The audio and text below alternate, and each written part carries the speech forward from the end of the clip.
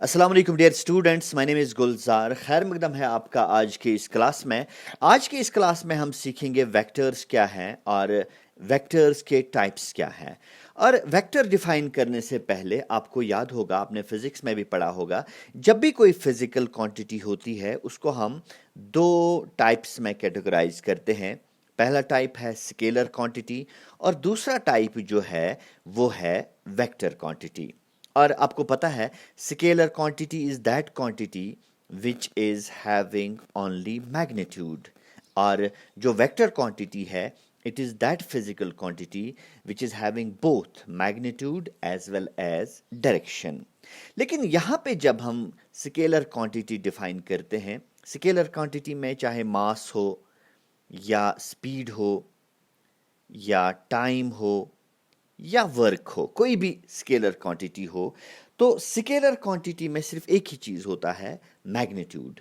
इसलिए जो भी स्केलर क्वांटिटी होती है, मैथमेटिकली हम एक स्केलर क्वांटिटी को रिप्रेजेंट करते हैं बाय नंबर्स। जैसे कि अगर टाइम है हमारे पास, हम लिखते हैं 3 आवर्स, ठीक है। अगर मास है हम कहते हैं 5 kg, अगर स्पीड है हम कहते हैं 3 किलोमीटर्स, इवन अगर वर्क है हम कहते हैं 7 joules. These are actually all the scalar quantities, और इनको हम रिप्रेजेंट करते हैं mathematically with the help of numbers, या you can say the real numbers. लेकिन जब हम वेक्टर क्वांटिटी की बात करते हैं, vector quantity is actually that quantity which is having both magnitude as well as direction. लेकिन जब हम मैथमेटिकली एक वेक्टर क्वांटिटी को रिप्रेजेंट करते हैं, we represent it by a directed line segment. चाहे वेक्टर क्वांटिटी कोई भी हो, वेलोसिटी हो, एक्सेलरेशन हो, फोर्स हो, या कोई भी वेक्टर क्वांटिटी हो, उसको हम मैथमेटिकली रिप्रेजेंट करते हैं bye a directed line segment, यानी एक ऐसा लाइन सेगमेंट जिसमें डायरेक्शन दी हुई हो। जैसे कि यहाँ पे मैंने रिप्रेजेंट किया ए बी से, कोई भी वेक्टर क्वांटिटी हो, इसको हम एक वेक्टर या एक लाइन सेगमेंट से रिप्रेजेंट कर सकते हैं जिसकी एक डायरेक्शन दी हुई हो। यहाँ पे जब हम रिप्रेजेंट करते हैं ए बी को, यहाँ पे डायरेक्शन जो है it is from A to B.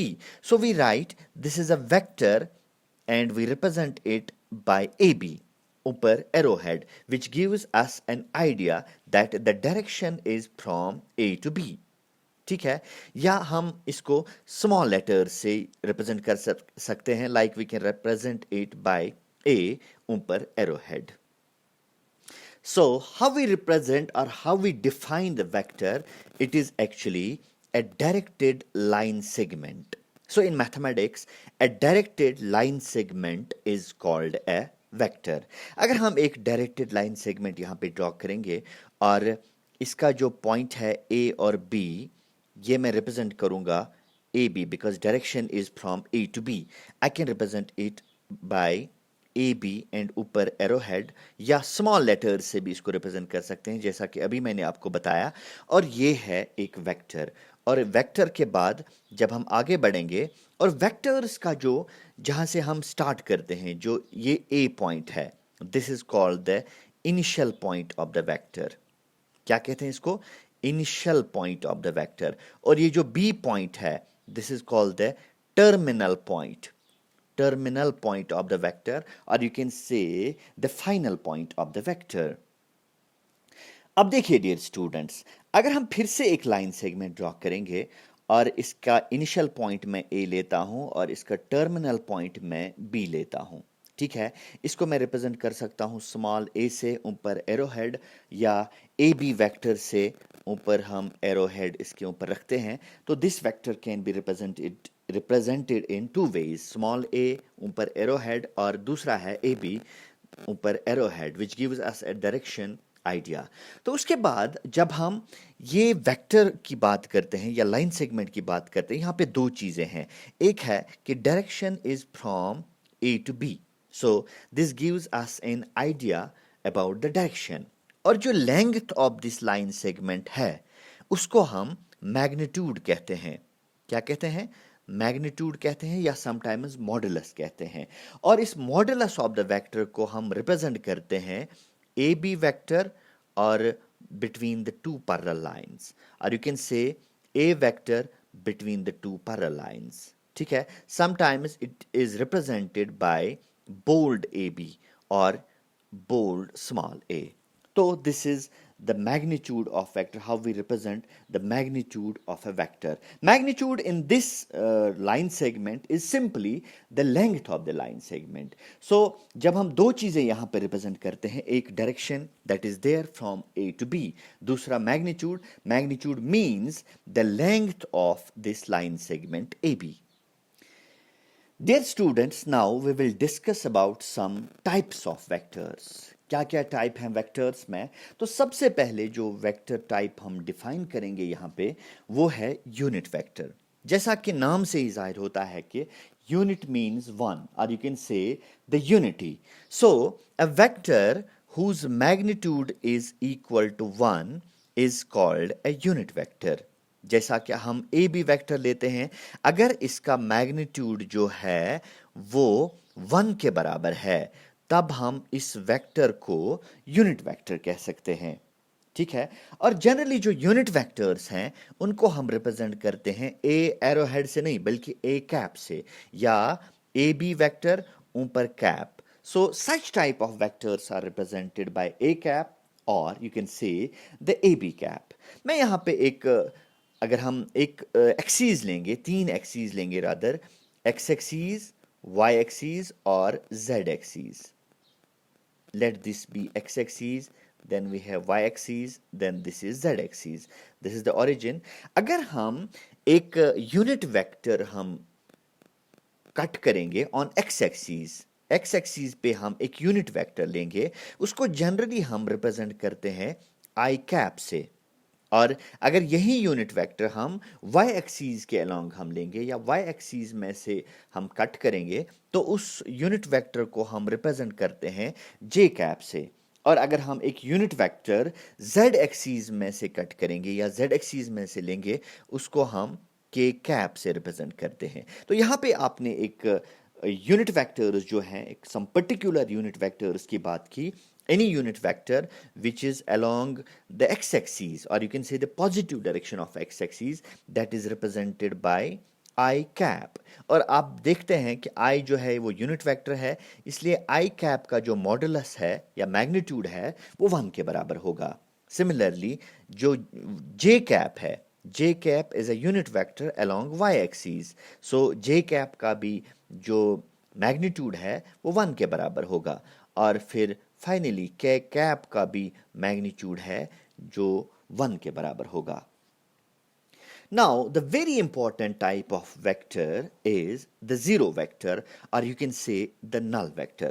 Dear students, अभी हम बात कर रहे थे एक वेक्टर के मैग्नीट्यूड की और डायरेक्शन की, या इनिशियल पॉइंट की और टर्मिनल पॉइंट की.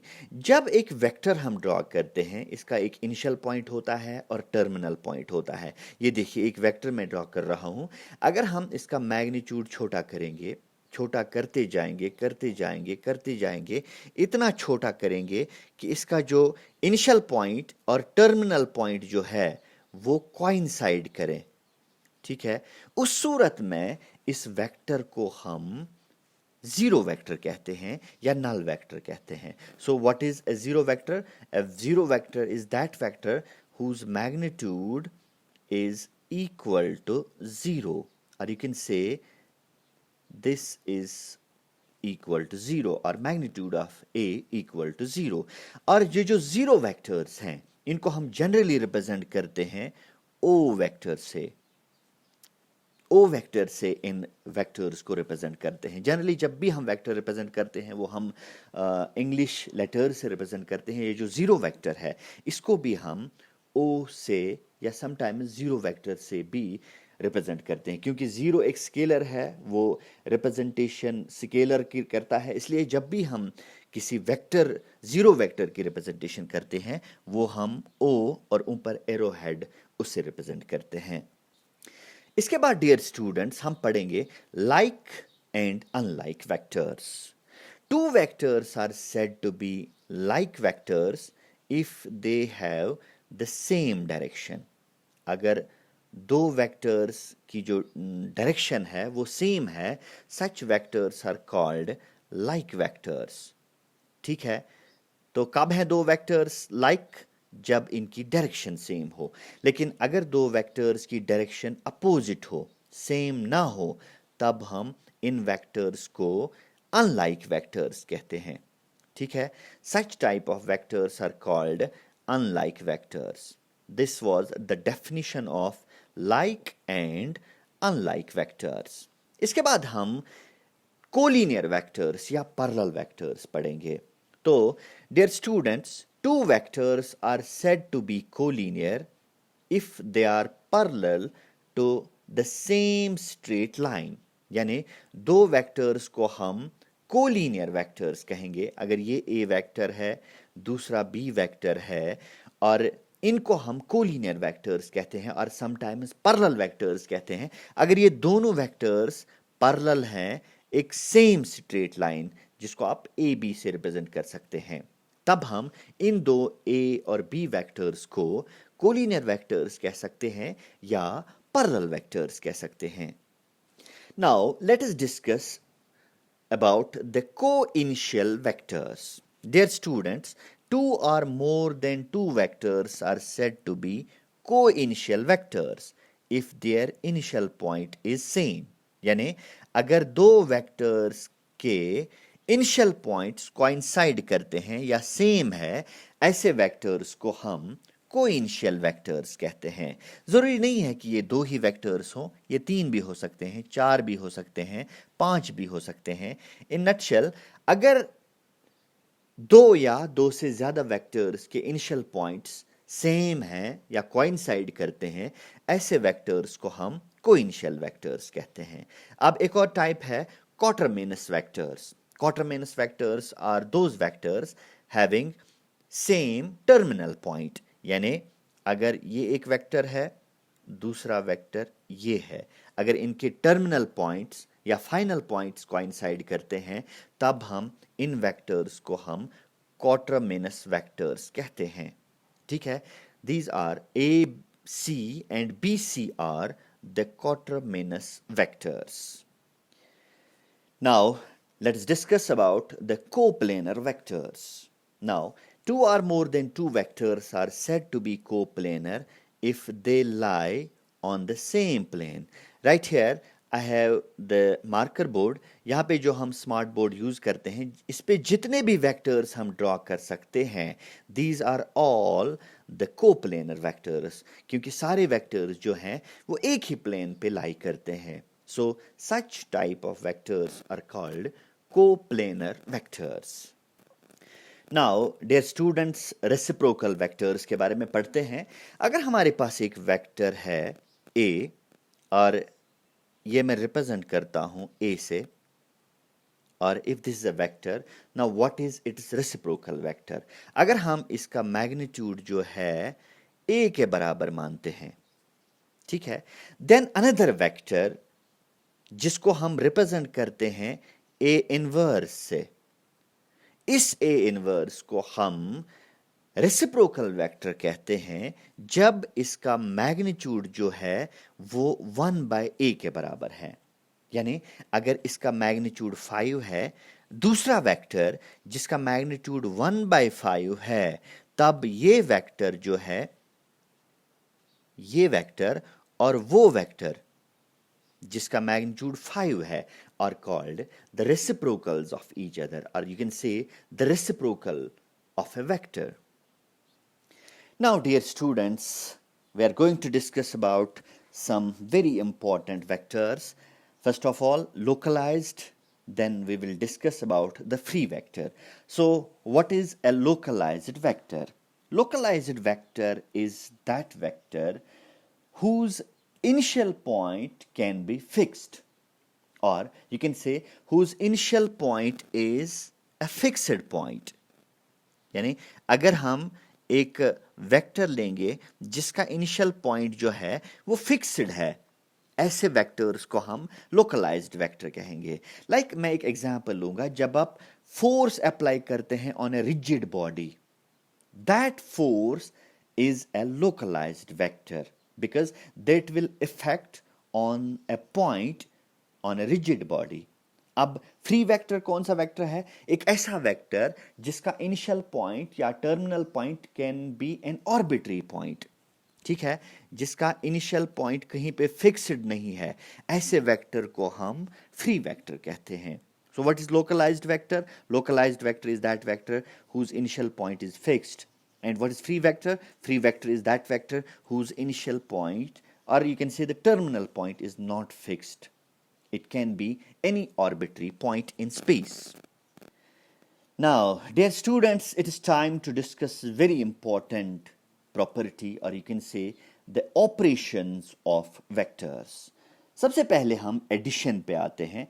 कैसे हम वेक्टर एडिशन करते हैं या दो वेक्टर्स को एडिशन करेंगे. हम ज्योमेट्रिकली अगर हम सिखाएंगे, अगर हमारे पास एक वेक्टर ए है और दूसरा वेक्टर ये है बी, मैं इनका नाम देता हूं, let's name this vector A and इसका नाम मैं बी रखता हूं, ठीक है. हम इस वेक्टर को या इन दो वेक्टर्स को ऐड कैसे करेंगे? देखिए, ऐड मतलब जोड़ना. हम इन दोनों वेक्टर्स को जोड़ेंगे ऐसे, तो यहां पे एक और वेक्टर बनता है और वो वेक्टर जो है वो यहां से यहां तक बनता है. अगर हम इसका नाम सी रखेंगे, सी वेक्टर जो है that is actually the combination of the vectors A and B. बिल्कुल इसी तरह अगर ये तो था तब when the vectors were in a same direction or you can say on a same line of support. अब देखिए, अगर मैं दो और वेक्टर्स लूंगा, let's take this vector and I name this as AB or you can say vector A. अब मैं दूसरा वेक्टर यहां लूंगा, ठीक है, और इसका वेक्टर का नाम जो है वो मैं B रखूंगा, ठीक है.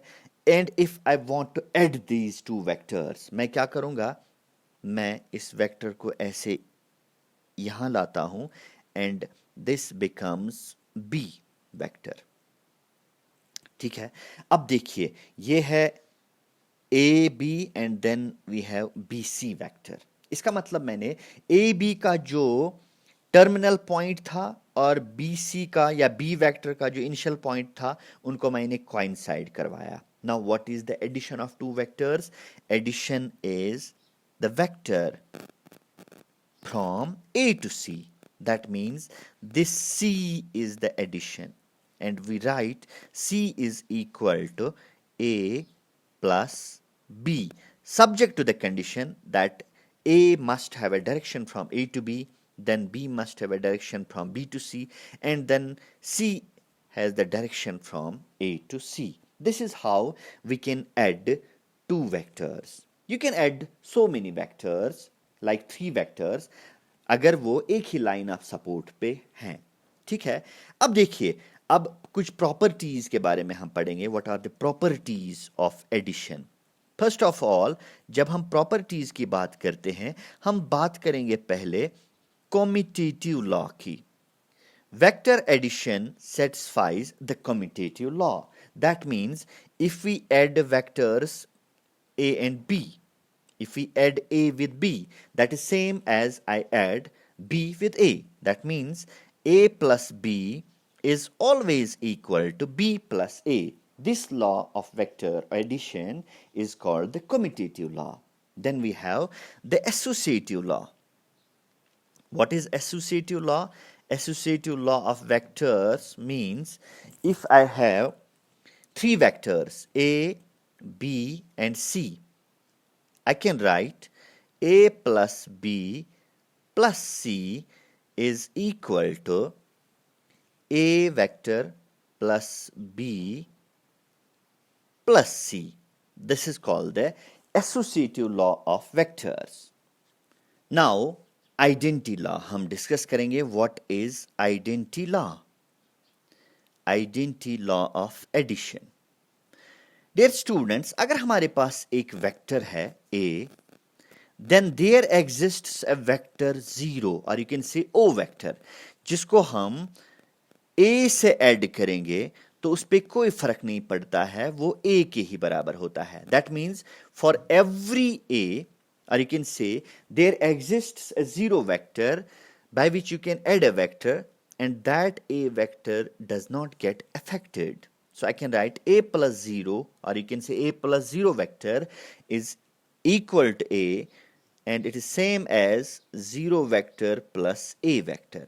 This is called the identity law, and this 0 vector here is called the additive identity. Now we will discuss about the inverse law, or you can say the negative of a vector.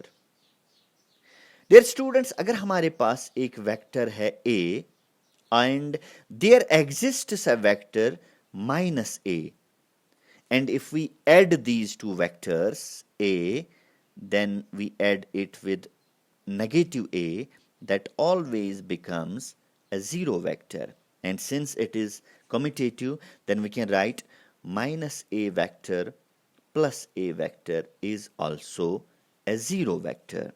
This is the negative of a vector, or you can say the inverse of a vector.